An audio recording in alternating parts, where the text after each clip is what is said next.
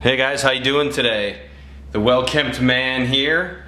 We're doing a comparison of two more designer soaps this time around.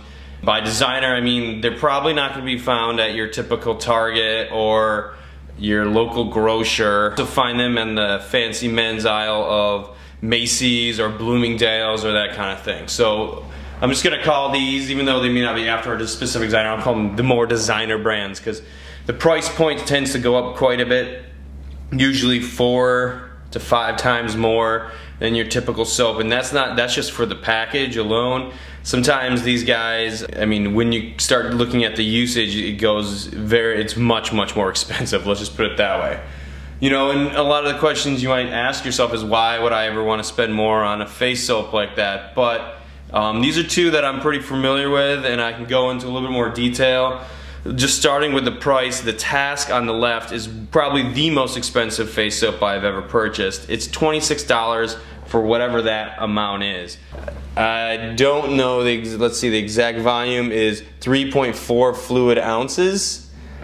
Whereas you can see here that's 8.4. I'll just start with the Task on the left.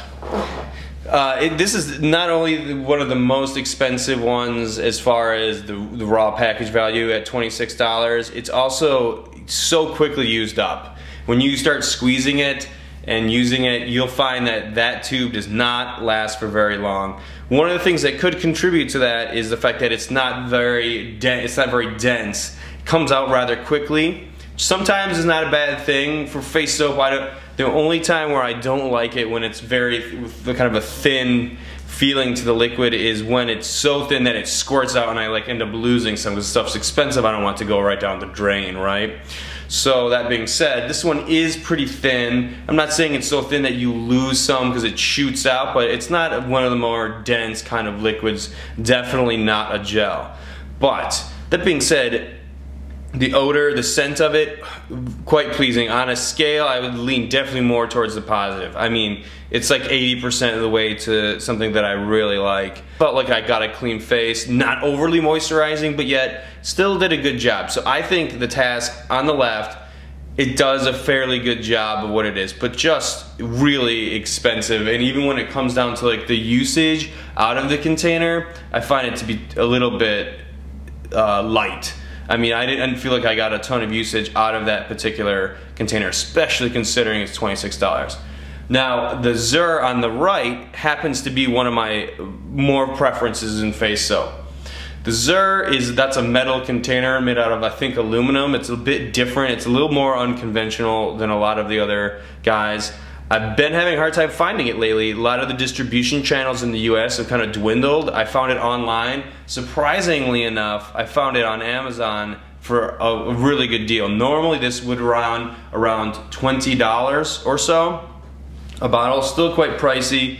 Definitely not your bargain basement thing, but I found it online for under 10 on Amazon. So there are bargains out there. Good luck finding it in the department stores. If you do know of a department store that carries it, please let me know in the comments section, because I can't seem to find it anywhere anymore, so I had to go online to get it. Zirh also has a bunch of other products. They have a pretty deep men's face cleaning product line.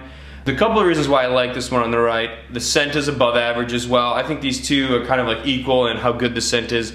Not overly bearing, but still not odorless either. But the smell is definitely a clean, crisp, more lemon and citrus kind of an odor for the Zirh. The other reason I like it is that, unlike the Task, it's a very dense, almost gel. So I wouldn't say it's a gel straight up where it kind of has a jelly-like substance. It's just very slow moving. Now, I've read some reviews of this that people don't like it for that reason. I happen to disagree with them in that regard, and that I prefer it for some of the reasons that I said with the Task. You don't lose any, it doesn't squirt out, it's very manageable when it comes out. Granted, you do have to hold it up and down to get it out like a ketchup bottle when it gets near the end. So there is that. It does take a while for you to get all of it out there, especially near the end when there's nothing left. You have to wait quite a bit. It foams up pretty quickly. I think they both don't have much of a lather issue. Their face wash, you kind of put them in and put them on. It's not a big a deal as like what it is with the body wash if you really want to get the suds going. But with the face wash, I find the velocity of the liquid to be quite nice. One of the reasons that I like it. Like I said, that comes with a couple of drawbacks near the end of the bottle, but still, one of the better face washes out there. As far as drying is concerned, it's a little bit stronger, still not overly drying. I think it's a good balance, but if I was gonna err on the side of caution, I'd say it's a little more dry than it is moisturizing. There are other out there that are more moisturizing, kind of leaving something on your face feel than the Zirh. But for a good cleaner with easy to manage kind of liquid in the shower, I think that it's one of the better ones out there. Usually runs around $20 a bottle if you can find it retail. I would not recommend the Task if you got the money to blow.